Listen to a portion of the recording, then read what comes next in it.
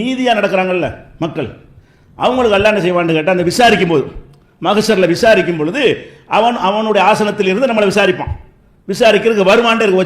ரப்புக்க உள் மலக்கு சஃபன் சப்பா, வானவர்கள் அணிவகுக்க இறைவன் விசாரிக்க வருவான். மறுமையில் வந்து அவனுக்குரிய எல்லாத்த ஆசனத்தில் இருந்து கொண்டு அவன் என்ன தன்னுடைய வலது பக்கத்தில் ஒளியால் ஆன ஒரு மேடை, அல்லாஹ்வுடைய வலது புறமாக வெளிச்சத்தால் நூறால் ஒளியால் ஆன ஒரு மேடையை அமைத்து நீதியாக நடந்தவர்கள் அதில் உட்கார வச்சிருவான்லாம்.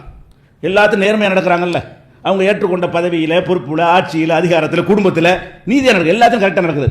நீதியாக நடந்தவர்களுக்கு ஒரு தனி அந்தஸ்து கொடுப்பதற்காக வேண்டி அவங்கள அல்லாஹ்வுடைய யமீனி ரஹ்மான், ரஹ்மானுடைய வலக்கை பக்கமாக, அந்த ஹதீஸில் எப்படி வருதுன்னு கேட்டால், ரஹ்மானுடைய யமீன் வலதுகை, ரஹ்மானுடைய வலதுகை பக்கமாக. அப்போ அல்லாஹ்வுக்கு வலது இடதெல்லாம் இருக்குன்னு வழங்குதுல, அல்லாஹ் கையும் இருக்க மட்டும் இல்லாமல் அல்லாஹ்வுடைய வலதுகை பக்கமாக ஒளிமேடை அமைத்து, வெளிச்சத்தால் ஒளிமேடை அமைத்து அதில் நீதியாக நடந்தவங்க உட்கார தனி அந்தஸ்தாக காட்டுவான்.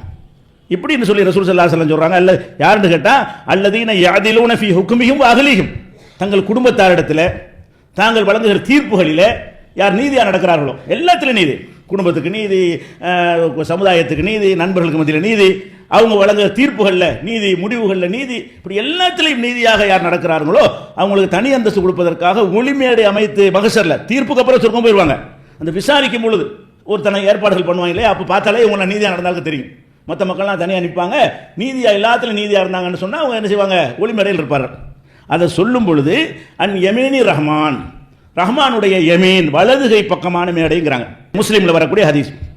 அப்போ அல்லாங்கிற சூனியில் வழங்குதா, அவன் கை இருக்கிறது, அவன் வலது இருக்கிறது, பிடிப்பான், ரொட்டியா தட்டுவான், இந்த மாதிரியான ஹதீஸுகள் எல்லாம் அல்லாஹ்வை நம்ம என்ன மாதிரி நம்ப வேண்டும் என்பதற்கு நமக்கு காட்டி தருகிறது.